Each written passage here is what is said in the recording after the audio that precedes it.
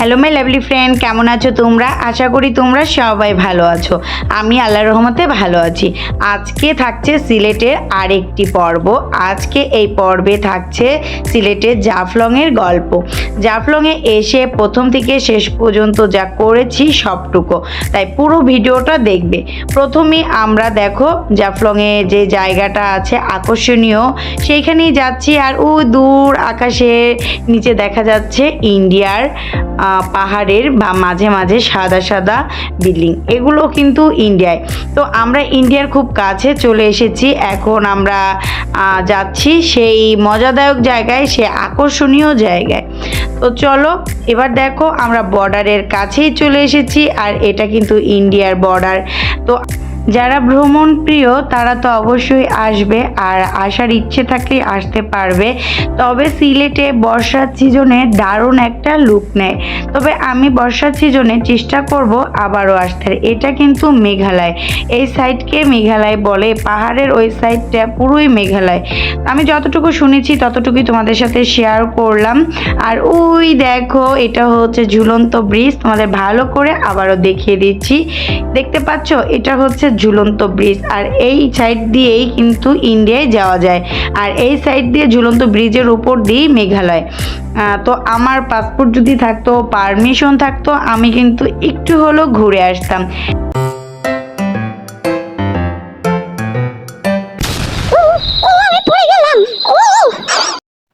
দেখতেই তো পেলে কি করলো আমার সাথে। তো এখানে আরেকটু বসলাম, আর বসে তারপর কিছু ফটো সেশন করলাম। তারপর এবার এখান থেকে যাব আমরা পানিতে। আর দেরি করা যাবে না, কারণ পানিতে যত সময় তাড়াতাড়ি যাওয়া যায় তত সময় নিয়েই থাকতে পারবো। প্রায় 2-2.5 ঘন্টা পানিতে আমরা থেকেছি। আর পানিতে বসে বসে যে কাণ্ডগুলো করেছি সেগুলোই এখন দেখতে পাবে তোমরা। খুব এনজয় করেছি। আসলে আমি একটু ঘুরতে ফিরতে পছন্দ করি, আর তোমাদের সাথে সেগুলো শেয়ার করি। তো আমার আসলে সিলেটে এসে এই জায়গাটা এত ভালো লেগেছে, বারবার মনে হচ্ছে আবার কবে যাব। আসলে এটা বলার মতো না। পানিটা দেখো কতটা ফ্রেশ, যেমন ফ্রেশ সব দেখা যাচ্ছে, সেমন ঠান্ডা পানি। ছেলেটাও খুব এনজয় করতেছে, তার ফ্রেন্ড বানিয়ে নিয়েছে তাকে নিয়ে। আর মেয়ের সাথে দাঁড়িয়ে আমি একটু এখানে একটু ভিডিও করে নিলাম। আসলে হয় কি, আমরা নিজেরা অল্প কয়েকজন গেলে ছেলে মেয়েকে নিয়ে ক্যামেরাম্যানের অভাব হয়ে যায়, তাই আমরা একটু আলাদা আলাদা করে ভিডিও করি। তো একসাথে হওয়াটা খুব টাফ হয়ে যায় আমাদের। তো যাই হোক, আমাদের এক হওয়াটা যেমন তেমন ব্যাপার না। তোমাদের পুরো যে লুকটা দেখাতে পারি, ক্যামেরা যার হাতেই থাক, সব ফ্যামিলি নাই আসুক। তো যাই হোক, এখানে দাঁড়িয়ে একটু ফিল নিচ্ছিলাম।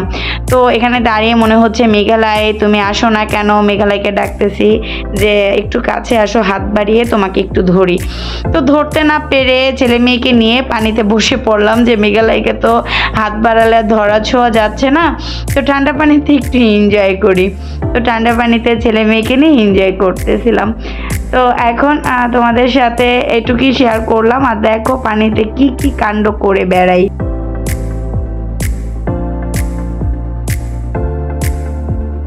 এখন তো পানিতে শোয়ার প্ল্যান করতেছি, দেখো শুয়েই পড়লাম। এই ফিলটা দারুণ লাগতেছিল আমার। ছেলে নাক বন্ধ করে এবার ডুবটা দিচ্ছে, সেই মজা করতেছে ছেলে। আবারও ঠান্ডা বাতাস আর ঠান্ডা পানির মাঝে দাঁড়িয়ে ফিলটা নিচ্ছিলাম। এটা ভাষায় প্রকাশ করা যাবে না কতটা ভালো লাগছিল আমার।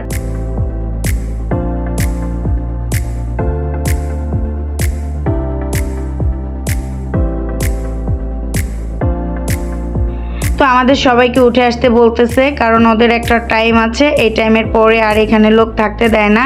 তো আমরা এবার উঠে আসতেছি, আর উঠে আসতে পারছিলাম না, পাথরগুলোর উপর দুইভাবে হাঁটা যায় না। তোমাদের একটা কথা বলি, পায়ে তোমরা মানে স্পঞ্জ বা জুতা টাইপের পরে নেবে পাথরের উপর দিয়ে হাঁটতে। আর গোসলের সময় একটু খুলে নিয়েছিলাম, তাই খুব কষ্ট হচ্ছিল হাঁটতে। দেখতেই তো পেলাম আমার ছেলে খুব কষ্ট করে হাঁটছিল। আমরা ফ্রেশ হয়ে গোসলের পরে চলে আসলাম এখানে। এখন একটু বসে ঠান্ডা ঠান্ডা বাতাস ফিল করব, আর এখানের যে দৃশ্যগুলো আছে একটু মন ভরে দেখব। তাই এখানে বসে ফটো সেশন করে হচ্ছে আমরা এই কাজটাই করব। আর পরের ব্লগটি শীঘ্রই আসছে, আর পরের ব্লগে কি থাকছে সেটাও দেখবা। আজকের মতো এখানে বিদায় নিচ্ছি, আল্লাহ হাফেজ।